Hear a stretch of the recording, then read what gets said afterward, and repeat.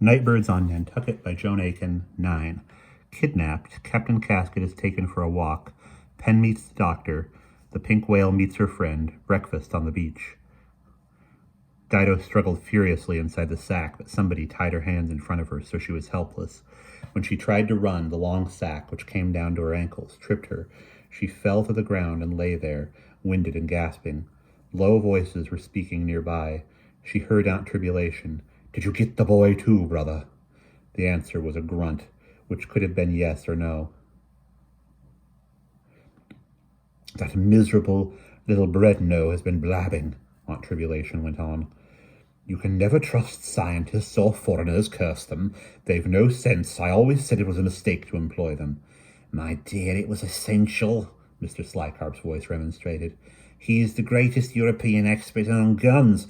Without him, we could never have made the necessary calculations." "Greatest European expert he may be," Aunt Tribulation snapped, "but in all other ways the man's a plain fool. Whatever heathen country he comes from, we should have kept a closer watch on him. Luckily, it's only got us as far as the children. They were to have told Mayhew tomorrow. That has been stopped in time. But Bredno is too big a risk. He'll have to be dealt with too. Has he finished his final calculations?" "He's just sighting the gun now and calculating the change back in the hut," Mr. Slycarp's voice said. "We'll make him work right through the night. It shouldn't take him more than another 3 or 4 hours. But, sister, are you sure we shall be able to fire the gun without him?" "Of course we shall, Ninnyhammer," she said impatiently. "Anybody can let off a gun once it's aimed and the amount of charge is calculated. He'll be no loss in any case. I was planning to leave him behind on the island after the gun was fired. There'd have been little sense in risking our necks returning to pick him up. I'll fire it now if you like, only mind you pick me up." "Very well," he sounded relieved at the suggestion. "The rest of us will go on board the Dark Diamond as soon as the gun is loaded and stand off round Cape Cod in case of tidal waves. Then we'll come back afterward and pick you up, wherever you've got to. What shall we do with the prisoners? Take them on the ship too?" "Has she been sighted yet?" "No, I can't think what delays her," he said vexedly. "Storms, perhaps. In any case," said the false Aunt Tribulation, "there'd be no point in taking the prisoners on board. We don't want to keep them. We want to get rid of them. Tie a rock to their feet and drop them over Sankaty Cliff when the tide is high." Dido's hair stood on end when she heard this cold-blooded order. She struggled fiercely, but in vain. "Supposing the professor doesn't finish his sums till tomorrow morning, we could hardly toss them over the cliff in broad daylight. There might be people about watching for the whale." "Shut them in the lighthouse till dark, then," she said impatiently. "The lighthouse keeper goes off at dawn, and you know where he keeps the key." "Under a rock, yes, that would answer," he said, considering. "What about the third child, Casket's daughter?" Dido held her breath. "I heard the other girl say she knows nothing." Dido breathed again, remembering how she had told Nate in the dairy that Penn was unaware of Aunt Tribulation's real identity. Evidently, Aunt Tribulation had taken this to mean that Penn knew nothing about the plot at all. Lucky for Penn, Dido thought. "She had better be left here," Aunt Tribulation went on. "Dr. Mayhew, when he returns, would think it strange if she were not in attendance on her father." "On you, you mean?" Mr. Slycarp said sourly. "Oh, yes, it's very nice for you up here, waited on hand and foot by these children, while we pig it in the forest." "Don't be ridiculous, brother. You know it was quite out of the question that I should camp with you in the forest. It would be most unsuitable." He made a sneering remark, but she ignored it and said, "I will think of some story to account for the absence of the other two, should anyone ask." "Casket knows nothing about us." "Not he. His wits are clean gone. It must have been a shock for you when he turned up. In his present state, it was all for the best," she said calmly. "If my own brother accepts me, no one else can have any doubts. Suppose he recovers." "He is hardly likely to do so before we leave. He keeps jabbering blubber-headed stuff about pink whales." "That's not so blubber-headed," Mr. Slycarp said dryly. "She's there off Square Head. There were crowds on the shore yesterday watching her. If she comes farther south, we may have to change our plans. We can hardly unload the stuff from the Dark Diamond with a whole lot of jabberknolls watching." "In that case, you'd better choose some other point to dispose of the prisoners." It will be all right so long as it's dark, he said, and we must be at Sancati anyway to watch for the ship. We arranged to exchange signals there. Then she'll heave to a mile off the coast, and we'll get out by boat. If we were after Bass and collect the stuff. As if we were after Bass and collect the stuff. Very well. Send me a message as soon as she is sighted. You'd better go back to Bredno now and see that he is kept to work and doesn't wander off again looking for nighthawks or something else foolish. The sooner those prisoners are disposed of, the easier I shall feel. We don't want fuss and inquiries at this end, spoiling our plans at the last minute. Dido was now rudely dragged to her feet. The enveloping sack was hitched up so that she had the use of her legs and was forced to walk by repeated prods in the back. Her bound hands were buckled onto a dangling strap. In a moment she realized that this was the pony's stirrup. So they must have got Nate, she thought dismally. He's probably on the other side of the pony. She still could not see because of the sack over her head. It was a flour sack, and she kept sneezing at the loose flour as the loose flour sifted down. Now we are in the basket, she thought. How the mischief will we get out of this fix? What'll Pen do when I don't come back? Aunt Tribulation will tell her some tale so she won't worry for hours. Will she have the sense to tell Doc Mayhew about the gun when he comes tomorrow? Yes, she'll probably have that much sense, but will Doc Mayhew believe her? And suppose Aunt Tribulation catches her at it? And even if he does believe her, that probably won't be in time to help Nate and me and poor old Bredno. We'll be feeding the fishes before they guess what's happened, unless we can work ourselves loose somehow. Oh well. Let's hope old Bredno takes a devil of a long time over those final calculations of his. Immersed in these gloomy thoughts, she trudged along. The going was much rougher now. They had left the track. Bushes and brambles caught her legs, so she guessed they must be approaching the forest. Presently they halted, and there was a long wait while the pony stamped and shifted impatiently. Dido was desperately tired and longed to sit down, but the strap that attached her hands to the stirrup was too short to allow this. All she could do was to lean against the pony, grateful for its warmth in the chilly night air. In the end, she did fall into a sort of doze on her feet, regardless of the awkward position. When she next opened her eyes, she was surprised to find daylight filtering through the loose mesh of the flour sack. Presently, footsteps approached, and there were some faint protesting cries, which ceased abruptly. Evidently, poor Professor Bredno had been added to the roll of prisoners.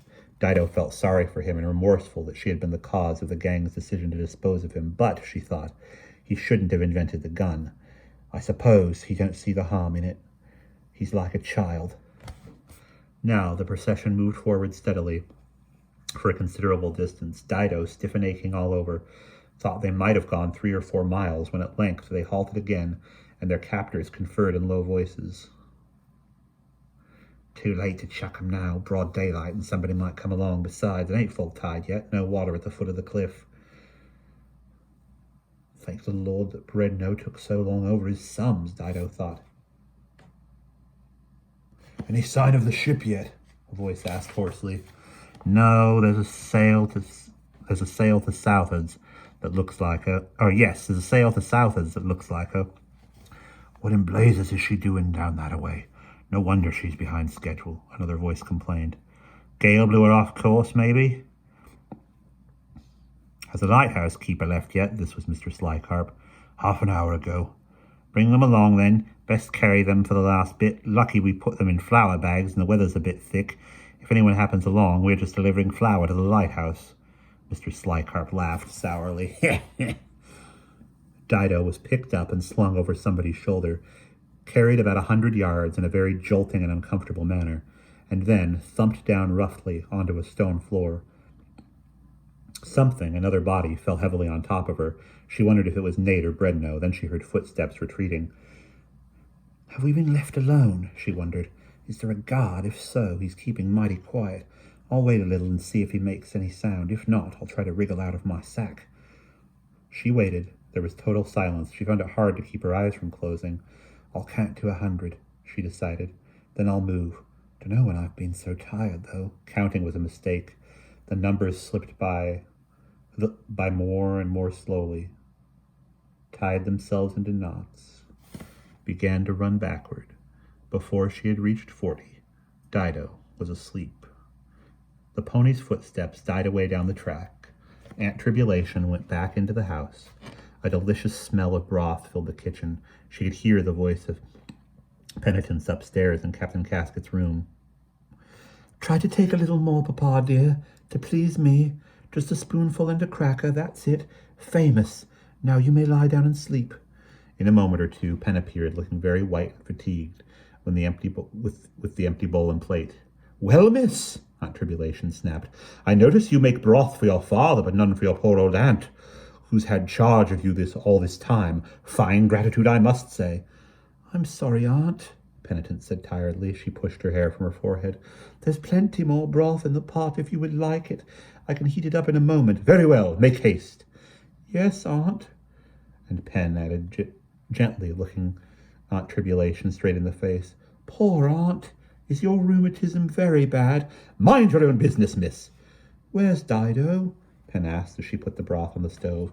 "The cow got loose again. Nate offered to help her search, and they may not be back for a long time. You had best go to bed when you have washed all up those dishes." "I shall sit with Papa." Penitence poured broth into a bowl, adding a pinch of herbs and spices, and set it before Aunt Tribulation. Then she quietly said good night and went up to the captain's room.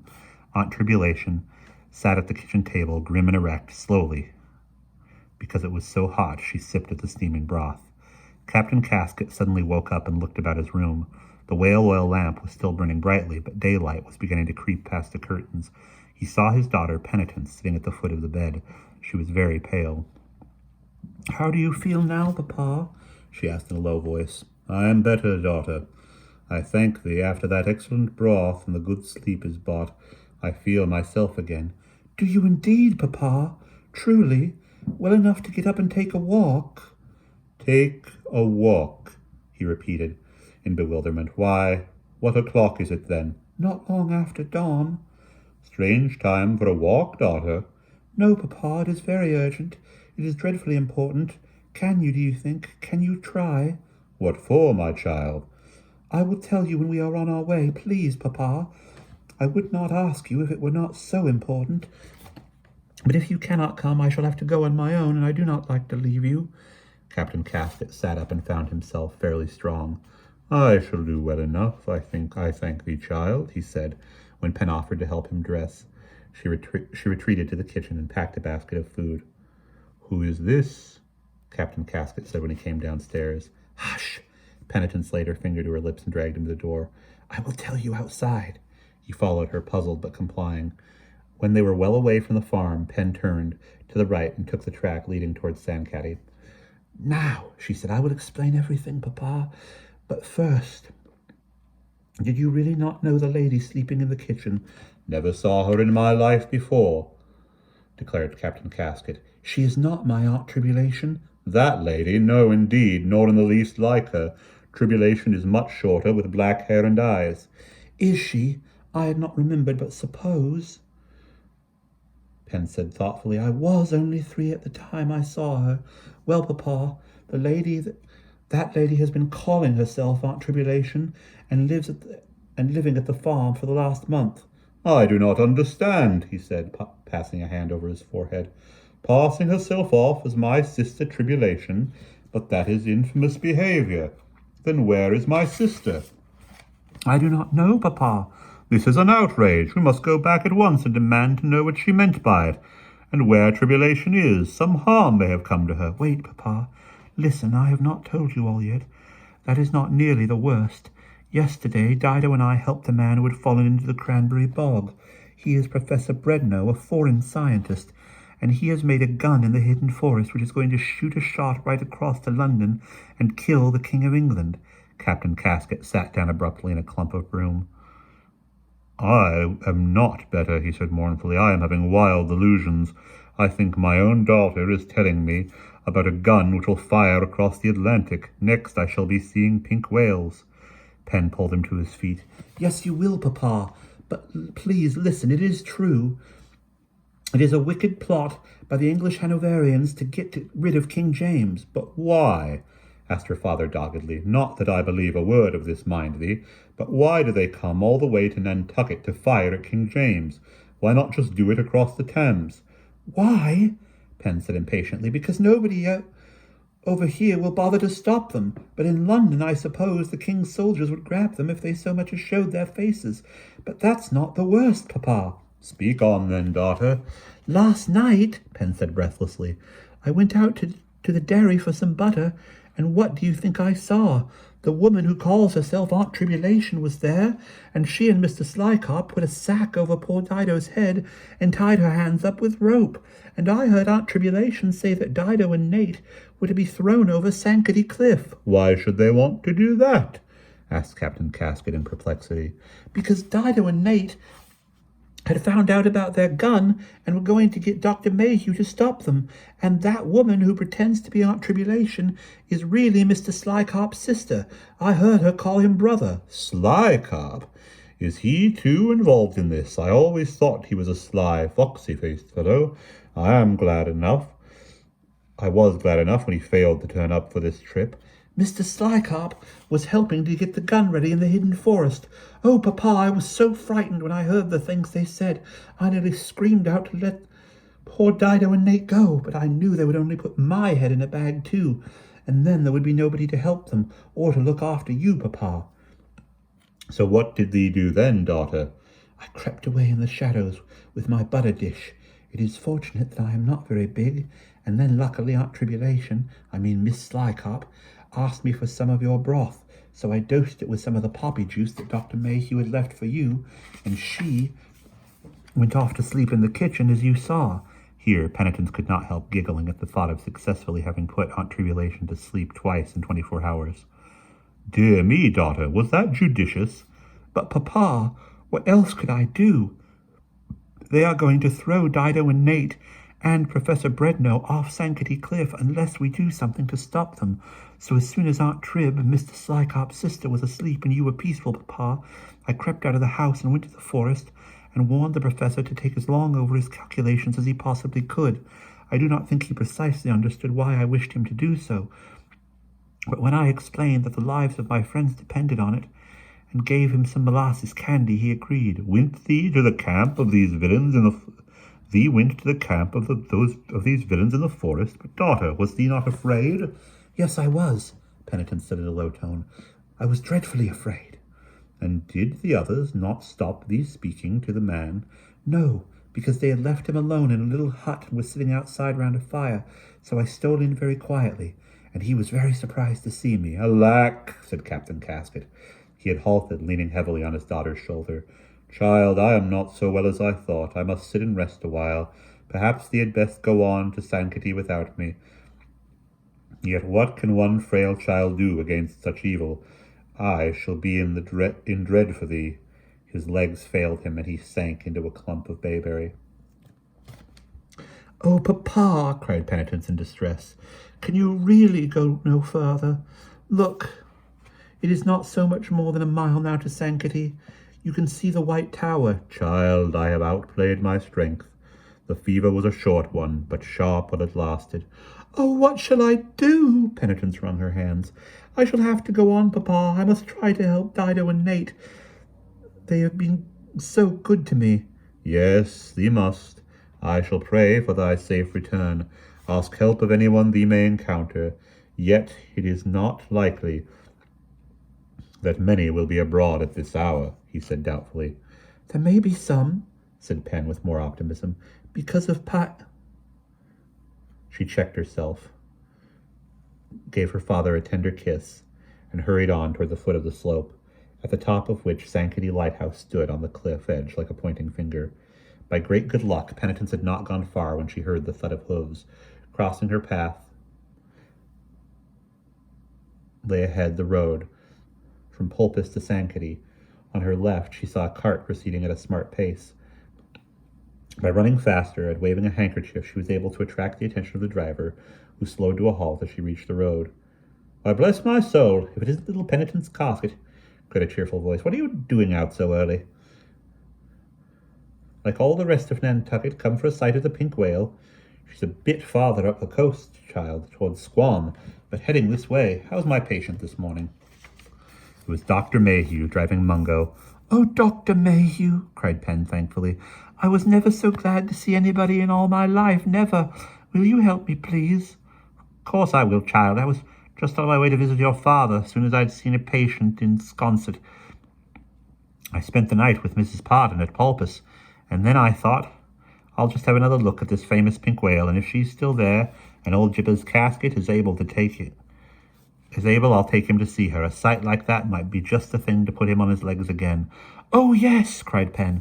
"It was what I thought, too. But when I told Papa that she had been seen, he would not believe me. He thought he had been dreaming." "He'll believe the evidence with his own eyes, I suppose, and ears. Listen." He checked Pen, who was dying to be off, and they both stood silent. Above the hustling of the sea and beyond the cliff could be heard a strange noise, a most mournful bellow, rising sometimes to a whistle, then sinking again to a kind of discontented murmur. "What is it?" Pen asked, momentarily distracted by her anxiety. "Why, it's the old Pinkin, grizzling away out there in the ocean. It's my belief," continued the doctor, "that she misses your pa is a-calling for him. And the sooner he sees her, the better, in my opinion." "Will you help me fetch him?" Pen said eagerly. "He is not far from here. We started to walk to Sankaty, but Papa's strength failed him." "Walk to Sankaty? Child, are you out of your wits? What possessed you to do such a thing?" "Oh, sir, there are wicked men on Nantucket who are going to throw Dido and Nate into the sea off Sankaty Cliff. They will have shut them up in the lighthouse till this evening. Will you help me let them out?" Bless my soul," said the doctor in astonishment. "What imaginations you young'uns do have. Only yesterday that friend of yours was telling me all about some gun in the forest. Says I, that's no gun, child, but the biggest telescope between here and California." "But it is a gun. They are in the lighthouse. If you come with me, you will see." "Dear, dear," said the doctor.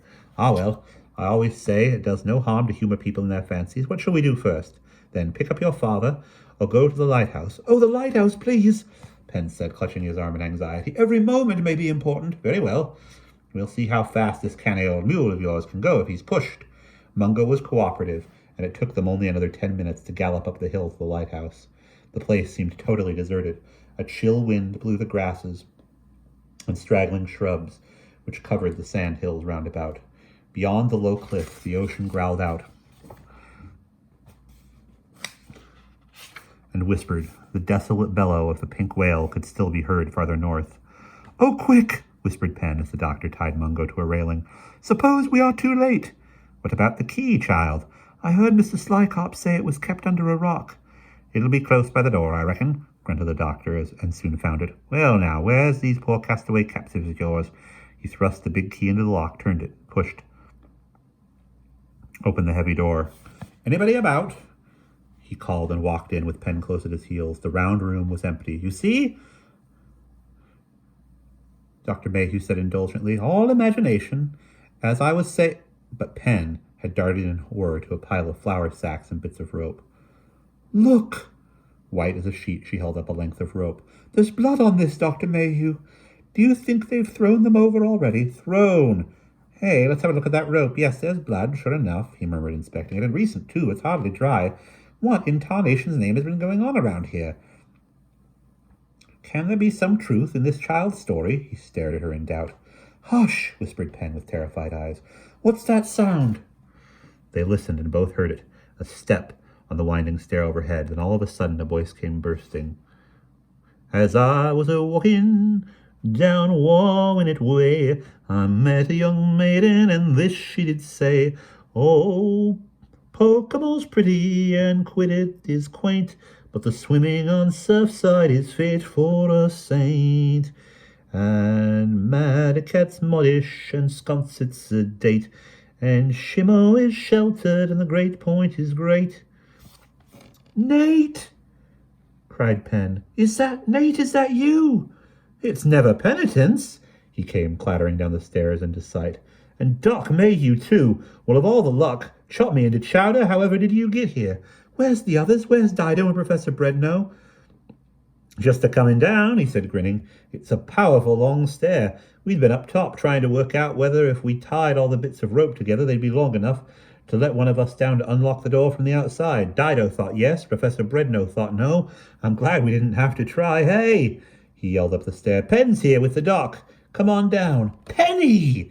Dido shot down the last round of the spiral stair like a whirlwind, threw herself at Pen and hugged her. How did you do it? How did you know he was here, you clever girl, Pen? Dr. Mayhew was staring at Nate's wrist. Now that's where the blood came from. Hey, boy, who's been gnawing at you? Well, you see, sir, we was tied up. Dido and I managed to shuffle the sacks off each other. That took a plaguey long time, I can tell you, but we couldn't get our ropes undone, not nohow, so I rubbed through mine on the edge of the bottom stair, but it left my wrists kind of charred up. And then he undid me and the professor, Dido explained. I'll put something on those wrists for you right away, my boy. But where are the miscreants now? They sighted their schooner, the Dark Diamond. I heard them talking outside. They was planning to go out to her in a dory as if they was after fish. Guess that's the dory you can see about a mile to the south of now. You can get a famous view of the old Pinkin from the top of the tower. She's running down this way like a Saratoga winter. Hear her bellow. Jahoin! exclaimed Professor Brando enthusiastically. It's Mr. Big Halloween! He had been more than a little subdued since his recent experience, but the sight of Rosie appeared to have cheered him up. Oh, this is Professor Bredno, Nate told the doctor. He was going to let off the gun for the Hanoverians, but he told Dido and Pen about it. So his old friends fixed to chuck him over the cliff in case he told anyone else. Nice lot, ain't they? So there really is a gun, my boy. It is not a telescope, not a fairy tale for the young ladies. Oh no, it's there right enough, sir, and the professor says it's capable of firing across to London. Coins bang! Monster shoot, the professor put in proudly. So we've got to stop them, haven't we? Dido said. Well, but that ain't so easy, my dear, Dr. Mayhew objected. For one thing, it's none of our affair if the English choose to blow each other up. For another, there's precious few able-bodied men on the island. Every man jack of them is off whaling, and we've nothing but young children and old crocs like myself and whale widows. But, Doctor, exclaimed Pen, you haven't heard the worst yet. When those wicked men let off the gun, it will blow Nantucket right back against the mainland, right into New York Harbor. Dr. Mayhew slowly turned purple. It was a fearsome sight. What did you say? He bellowed. Just repeat that, will you? Excuse me. It's true, Doc. There were maps and charts on the wall. Professor Bredno was pleased to demonstrate how, when the shot was fired across Nova Scotia, the back thrust would send the island of Nantucket sliding southward around Long Island to bump into New York Harbor. She ain't so tight on the moorings, I guess, Nate said, mostly being sand. Great guns, why didn't you tell me this before? Push our island over into that crowd of money-grabbing roustabouts and frauds in New York. Why, we'd have a lawsuit from here to doomsday before we ever got it out of their clutches again. What would all the whaling captains say to me when they came back from their voyages and found Nantucket had moved? This puts a different complexion on the whole matter. What'll we do then? We'll have to go into it very thoroughly, Dr. Mayhew said, taking deep breaths to calm himself down. Here Penitent said in a small voice, Please, what about Papa? The doctor stared. Quite right, my dear, quite right. In the emotion of the moment, I had forgotten about him.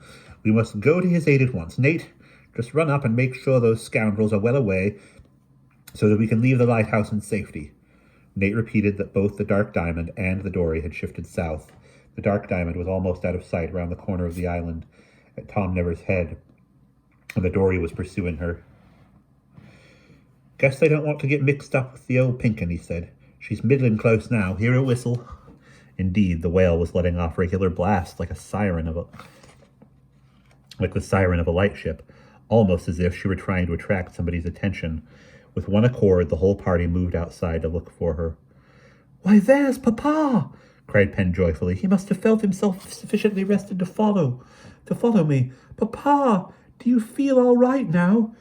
Are you sure that you have not overtired yourself? No, daughter, no, Captain Casket said absently. He moved toward the group.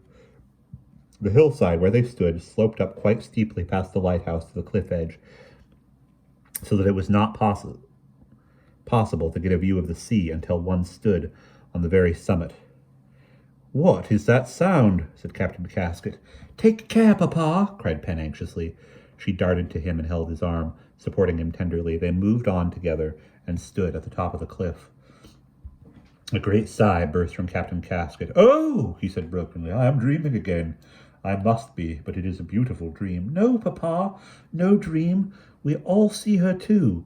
And ain't she half carrying on?" said Dido. "Gosh, Woggle, ain't she got no dignity? You'd think a grown whale would be ashamed to act so." The pink whale was indeed giving an exuberant display of rapture at meeting her old friend Captain Casket. It was a beautiful and touching sight.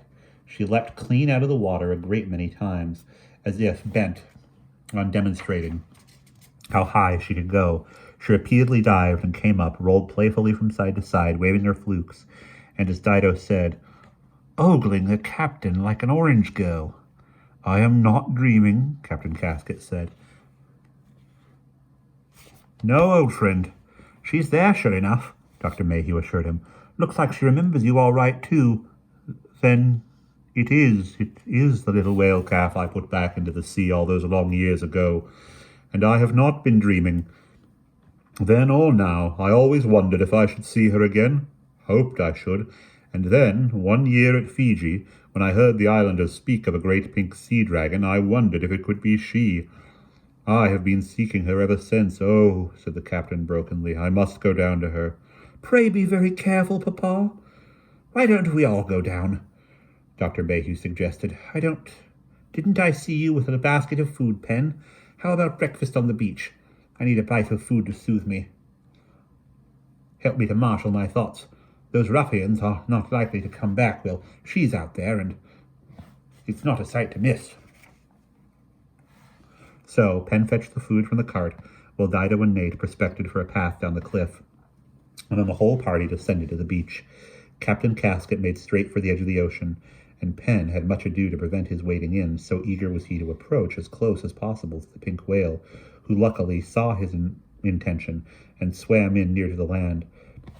And so these two friends gazed at one another with the utmost delight and mutual satisfaction. "Could you not give her a hint not to come so close, sir?" Nate said anxiously. "It'd be the devil to pay dragging her off if she got beached. I dare say she'll weigh 150 tons. "She is a fine figure of a whale," murmured Captain Casket blissfully, but he roused himself to make some warning gestures, and the pink whale evidently understood these, for she swam to and fro, parallel to the shore, letting out a series of loving bellows without coming too near. "Well, it's most uncommon, I'm bound to say," Dido remarked, "but if I don't get summat to eat soon, you might just as well bury me on this beach, for I shan't be able to climb up the cliff again. What have you got in your basket, Penny?" Pen had large numbers of hard-boiled eggs and buttered biscuits, molasses tarts, and for the captain a stone jug of broth, which Dido and Nate heated up over a driftwood fire. The broth was all he would take. After that he stood at the edge of the surf, throwing hard-boiled eggs to Rosie, who caught them with the grace of a porpoise. Dr. Mayhew opened his black bag and brought out a large leather bottle of ginger jub, which he passed round for the party's refreshment. "Never go on my rounds without it," he said. "If medicine won't help a man, this will. Many's the fellow digging clams today, who'd have been buried long ago, but for a dram of ginger jub." It was indeed powerful stuff. While they were eating, Dido said, "Now, Penny, I wants to hear all about how you came to be traipsing over the moors at sunup with your pa raring to rescue us instead of snoring in your bed like a good girl. How the mischief did you know where we was?" Pen explained how she had overheard the scene in the dairy. "And you mean to say you bamboozled old Misery so she never guessed you knew? Why, Pen, I never thought I had it in you," exclaimed Dido handsomely. "You're a walking wonder, girl," and slipped another dose of holosmosis in her skilly. She'll surely think she's got sleeping sickness. Oh dear, I haven't laughed so much since Mr. Slycart fell over the cutting spade." "Order," said Dr. Mayhew severely. "Now, has everybody finished eating? Nate, stop throwing eggs to the whale. This is a serious occasion. We have got to think how to prevent those rapscallions from heaving our island into the middle of New York Harbor." And that is the end of Chapter 9.